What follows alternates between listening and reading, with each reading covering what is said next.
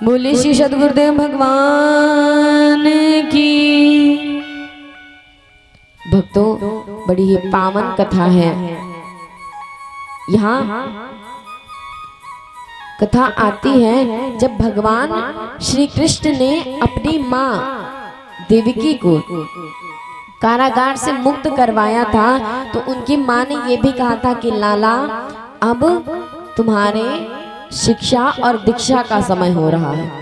उनकी माँ ने उनसे कहा था कि लाला, तुम्हारे शिक्षा और दीक्षा का अब समय हो गया है। अब तुमने सारे कार्य कर लिए हैं, अब तुम्हें शिक्षा और दीक्षा इन दोनों की आवश्यकता है। यहाँ पर कितने भक्त हैं जिन्होंने दीक्षा ले रखी है? आज वो अम्मा नहीं आई, नहीं आएंगी, तबीयत नहीं सही है। कितने लोग हैं जिन्होंने दीक्षा ले रखी है? दीक्षा का मतलब समझते हैं? गुरु मंत्र आपने ले रखी, गुरु मंत्र। अच्छा, दादाजी ने ले रखी है। और इधर कोई आपने भी ले रखी। बहुत अच्छी बात है जिन्होंने गुरु मंत्र ले रखा है, बहुत अच्छी बात है। गुरु मंत्र आप सभी दिन में एक माला का जाप अवश्य करें। यदि आप 11, 21, 7 इन मालाओं का जाप नहीं कर पाते तो दिन भर में एक माला अवश्य जाप करें। यदि नहीं कर सकते हैं, माला नहीं है जाप करने के लिए, तो आप प्रभु के सामने कुछ देर बैठें और प्रभु से प्रार्थना करें कि प्रभु, जो आपके गुरुजी ने मंत्र दिया है आप उसका उच्चारण करें। गुरु मंत्र को दीक्षा कहते हैं। यहाँ पर मैया ने कहा तुम्हारे शिक्षा और दीक्षा का समय हो रहा है। नंद बाबा से भी कह दिया। अब यहाँ पर जब कन्हैया वापस आए तो नंद राय जी ने कहा, अरे यशोदा, अब हमारे लाला को शिक्षा और दीक्षा की आवश्यकता है। हमारे कन्हैया को शिक्षा और दीक्षा की आवश्यकता है। कहा कि हमें कन्हैया को पढ़ने के लिए गुरुकुल भेजना होगा। मैया ने कहा, कन्हैया को पढ़ने के लिए गुरुकुल? कहा हाँ, कन्हैया को पढ़ने के लिए गुरुकुल भेजना है। मैया ने कहा, अभी पढ़ने की क्या आवश्यकता है? क्योंकि यशोदा मैया कन्हैया से बहुत प्रेम करती है, बहुत स्नेह करती है। और यदि उनका कन्हैया अब चला गया तो यशोदा मैया क्या करेंगे?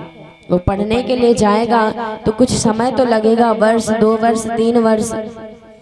तो मैया ने कहा, पहले जब गुरुकुल में बच्चे पढ़ने जाते थे तो जब तक उनकी शिक्षा पूर्ण रूपेण से नहीं होती थी तब तक वो वहां से वापस नहीं आते थे।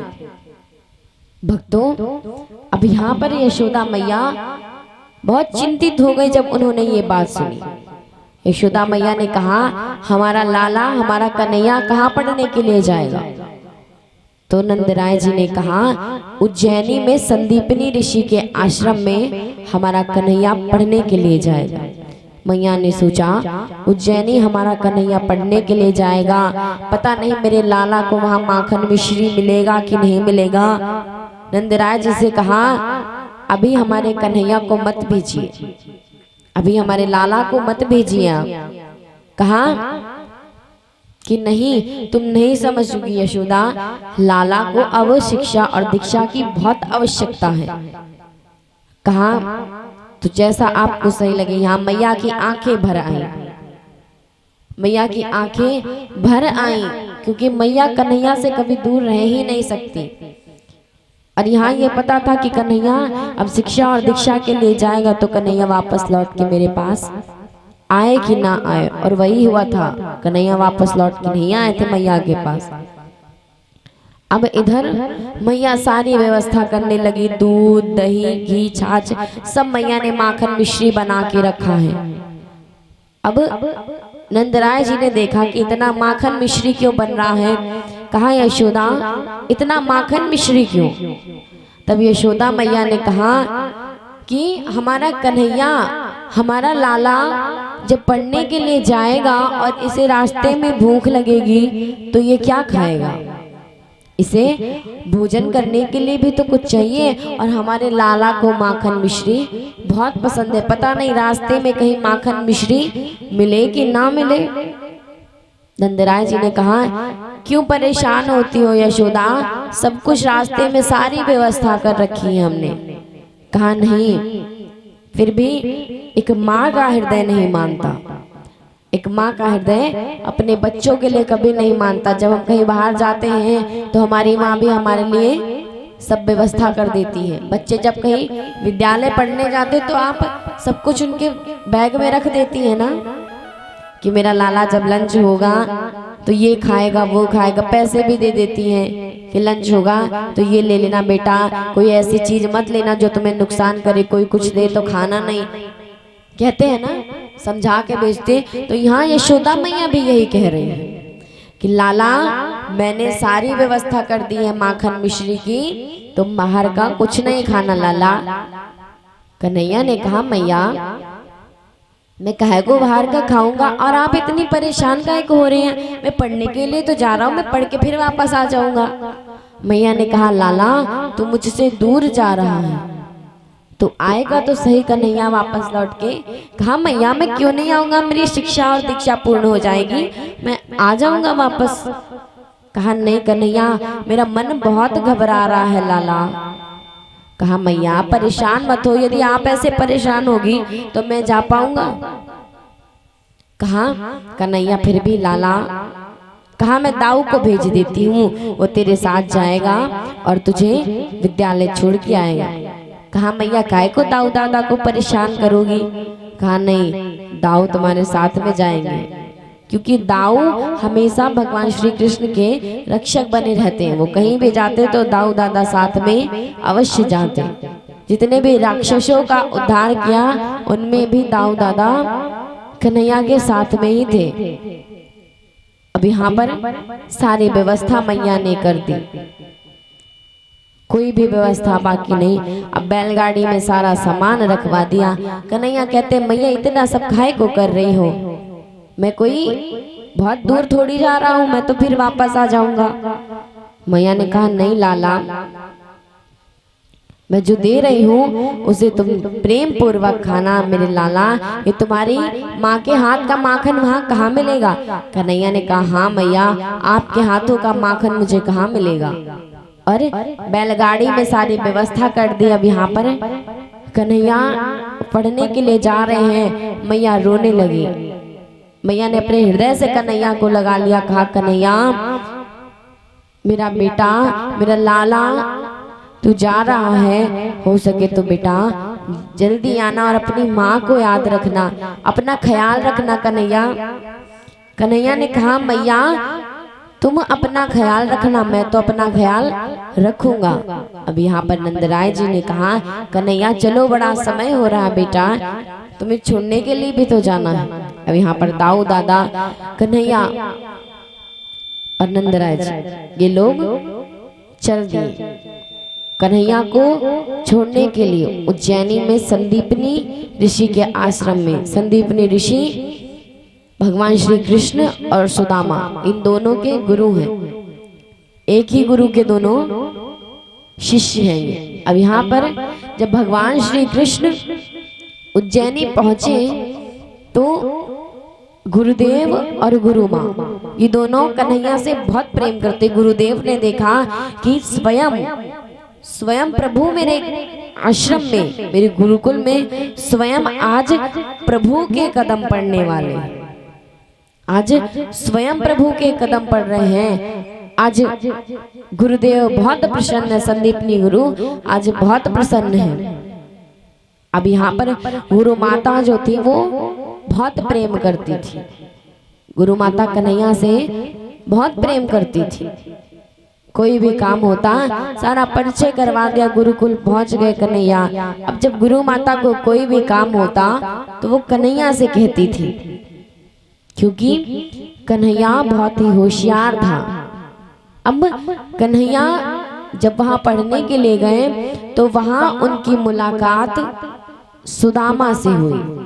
वहां पर एक बालक पढ़ने के लिए आया था, उसका नाम था सुदामा। धीरे धीरे दोनों में मित्रता हुई और दोनों में इतनी घनिष्ठ मित्रता हो गई कि वो दोनों एक दूसरे के बगैर नहीं रह पाते। अब सुदामा कहीं भी रहते कन्हैया कन्हैया कृष्णा कृष्णा कहते, और इन दोनों ने सोचा कि कन्हैया और कृष्णा ये सुदामा ये सब चीजें क्या हैं, आज से हम दोनों एक दूसरे को सखा कहेंगे। कहा ठीक है, और दोनों ने एक दूसरे को गले से लगाया और कहा कि ठीक है, आज से हम दोनों सखा हैं। कहा ठीक है, अब दोनों एक दूसरे को सखा कहते हैं। कोई भी काम होता तो सखा तुम चलोगे मेरे साथ, सखा तुम ये कार्य करोगे मेरे साथ।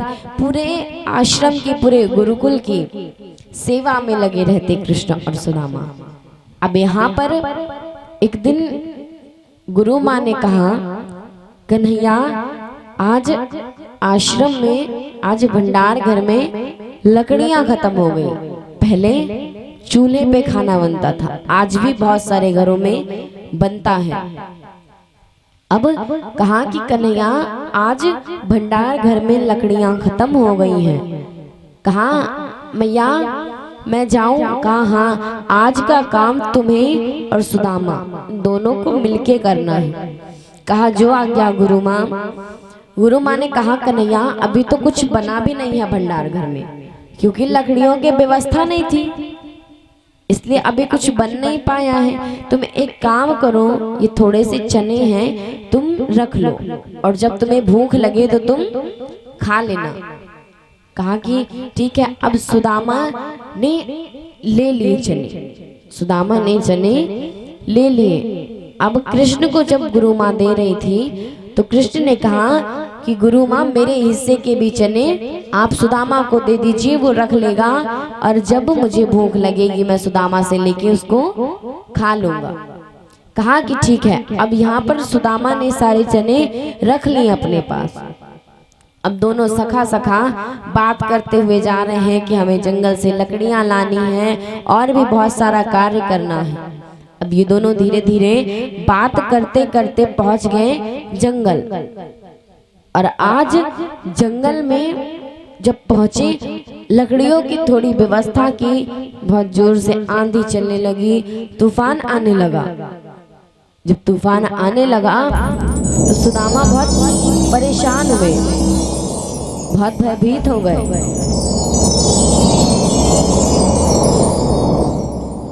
बहुत ही भयभीत हुए तो कृष्ण से कहा कन्हैया मेरे सखा क्यों ना हम अपने गुरुकुल अपने आश्रम वापस लौट चलते हैं। कन्हैया ने कहा नहीं सखा, जिस कार्य के लिए हम आए हैं जब तक वो कार्य पूर्ण नहीं होगा तब तक हम यहाँ से नहीं जाएंगे।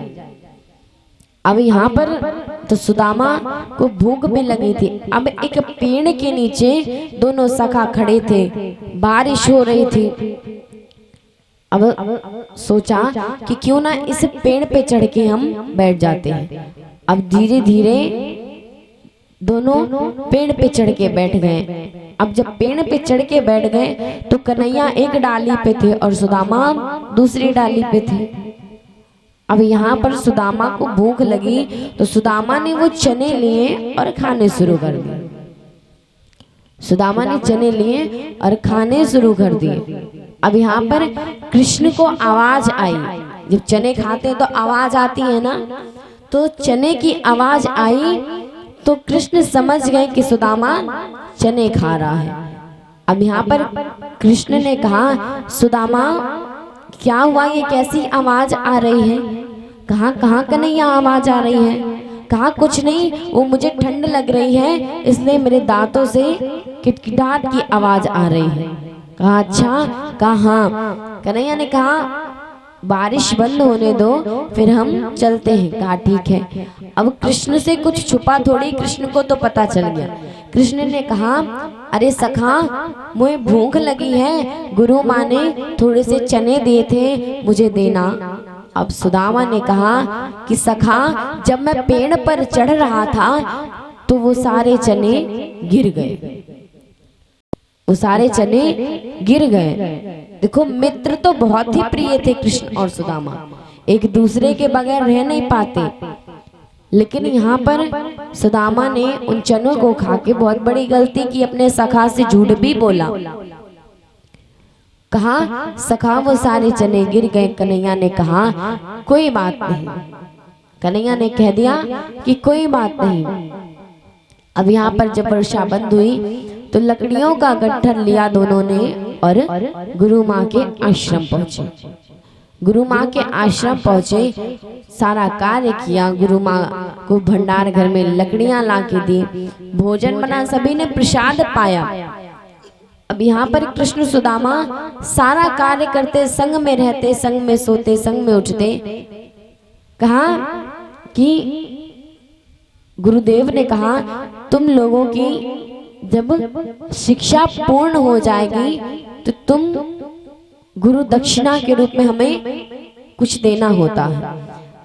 देखो, जब पहले के गुरुकुल थे वहां पर कोई फीस नहीं पड़ती थी, वहां पर बच्चों को रखा जाता था, उन्हें शिक्षा दीक्षा दी जाती थी और अंत में जब शिक्षा दीक्षा पूर्ण हो जाती थी तो जो जिसकी इच्छा हो वो गुरु दक्षिणा के रूप में गुरुदेव को दे देते थे।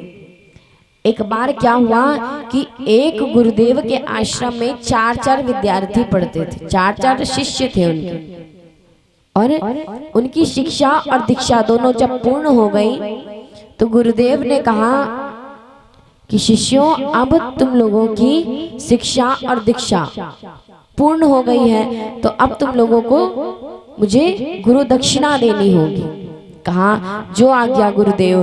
गुरुदेव की आज्ञा का पालन तो कर लिया, लेकिन गुरुदेव ने कहा कि सुनो मेरी बात को, तुम लोग ऐसी गुरु दक्षिणा लाना, मुझे गुरु दक्षिणा के रूप में ऐसा कुछ देना कि जो किसी को ना पता चले, ऐसी चीज लाना जो किसी को पता ना चले।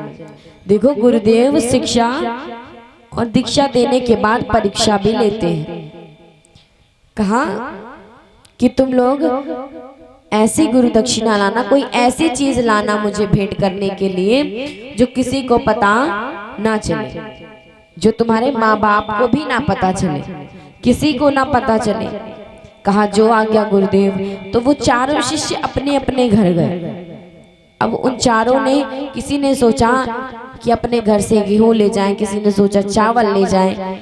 ऐसा क्या ले जाएं जो माँ और बाप इन दोनों को ना पता चले, माँ पिताजी को ना पता चले। हम ऐसी कौन सी चीज ले जाएं? तो घर से चोरी से ही ले जा सकते हैं कि जिसे किसी को ना पता चले। तो सबने कुछ ना कुछ अपने घर से ले लिया जो माँ बाप को भी नहीं पता चला।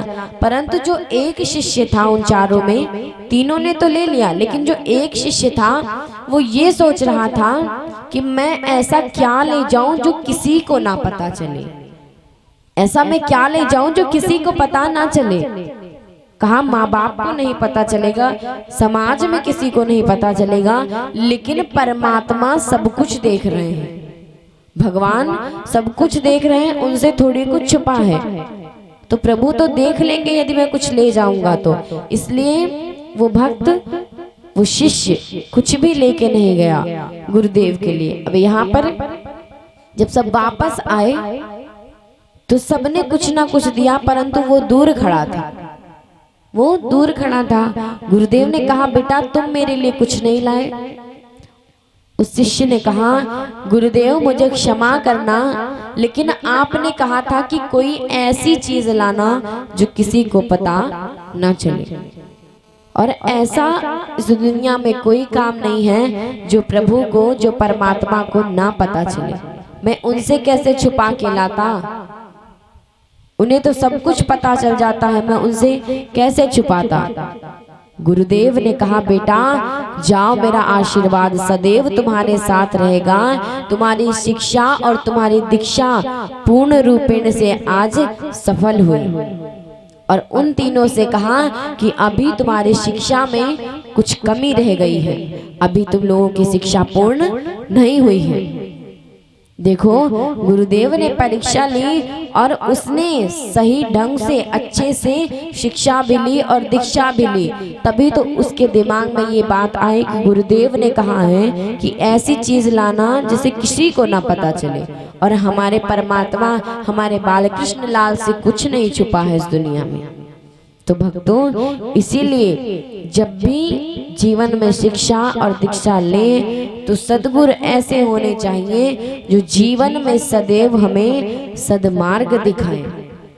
कुछ गुरुदेव ऐसे होते हैं कि यदि तुम गलत राह पर जा रहे हो तो वो कहेंगे ठीक है वो तुम्हारे लिए, लेकिन नहीं, वो गुरुदेव गुरुदेव नहीं होते हैं। जिस दिन आपके जीवन में कोई सच्चा संत, कोई सच्चा महात्मा आ जाए, समझ लेना कि आपके जीवन में कहीं ना कहीं गुरु की प्राप्ति अवश्य होगी।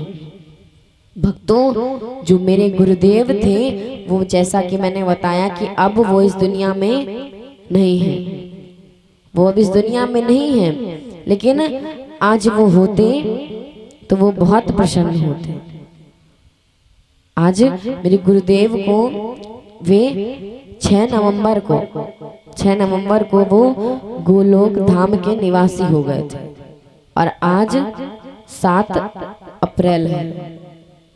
तो भक्तों, गुरुदेव की कृपा जीवन में बहुत जरूरी है।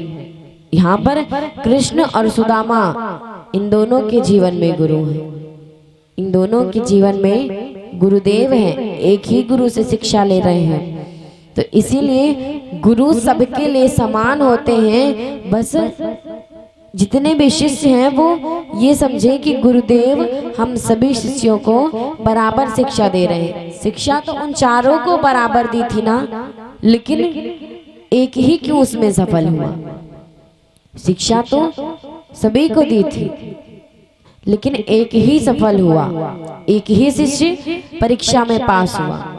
ऐसा क्यों? क्योंकि उन तीनों ने अच्छे से गुरु से शिक्षा नहीं ली थी। गुरुदेव जो बताते वो अच्छे से समझ नहीं पाते, तो इसका ये मतलब नहीं तुम एक बार नहीं 1000 बार पूछो, लेकिन मन लगा के। तो जिनके जीवन में गुरु हैं वो अपने गुरुदेव का ध्यान करें, और जिनके जीवन में गुरुदेव नहीं है वो प्रार्थना करें कि हमारे जीवन में कोई सद्गुरु आ जाए, श्री सुखदेव जी महाराज जैसा। भक्तों, यहाँ पर कृष्ण और सुदामा, इन दोनों की जब शिक्षा पूर्ण हुई तो इन्हें भी गुरु दक्षिणा के रूप में कृष्ण को कुछ देना था, और संदीपनी ऋषि का पुत्र जो मृतक बालक था उसे भगवान श्री कृष्ण ने उनको गुरु दक्षिणा के रूप में लौटा दिया। संदीपनी ऋषि को, अपने गुरुदेव को, उनका पुत्र उन्हें लौटा दिया। इससे बड़ी गुरु दक्षिणा और क्या हो सकती है? कुछ नहीं हो सकती। अब यहाँ पर कृष्ण और सुदामा, यहाँ से ये दोनों बिछड़ गए। कृष्ण अपनी द्वारिकापुरी में और सुदामा अपनी सुदामापुरी में। अब दोनों रहते हैं आराम से, दोनों ने ब्याह कर लिया। कृष्ण और सुदामा, इन दोनों ने ब्याह कर लिया। न कृष्ण ने सुदामा को बुलाया और न सुदामा ने कृष्ण को बुलाया। अब दोनों इतने घनिष्ठ मित्र हैं, परंतु शादी कर ली और एक दूसरे को बुलाया तक नहीं। यहाँ भगवान ने इतने सारे विवाह किए, जैसा कि आप हम सभी ने दिन में कथा सुनी कि भगवान श्री कृष्ण ने कितने सारे विवाह किए। और यहाँ पर सुदामा, उसने विवाह किया तो भगवान श्री कृष्ण को बुलाया भी नहीं, परंतु कन्हैया ने भी तो नहीं बुलाया था।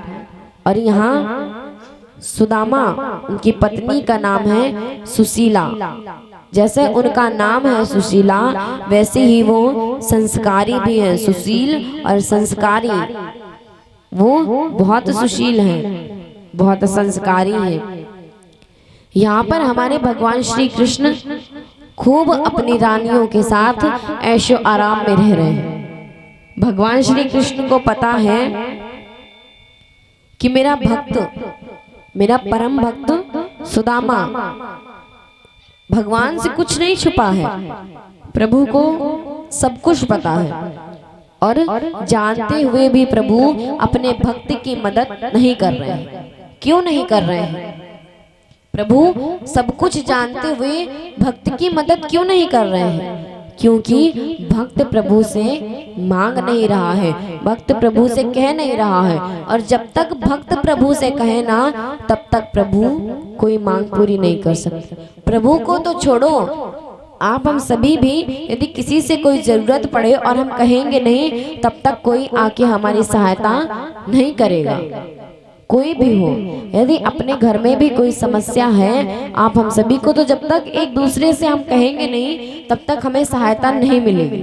ठीक उसी प्रकार यहाँ सुदामा के पास कुछ नहीं है, उसके पास कुछ है तो केवल भगवान का नाम है, प्रभु का नाम है। वो हर समय कृष्ण को याद करता, हरे कृष्ण कृष्ण कृष्ण हरे हरे, हरे राम राम राम हरे हरे। हर समय सुदामा के मुख पर बस यही रहता, हरे कृष्ण कृष्ण कृष्ण हरे हरे। वो हर समय कृष्ण को याद करता।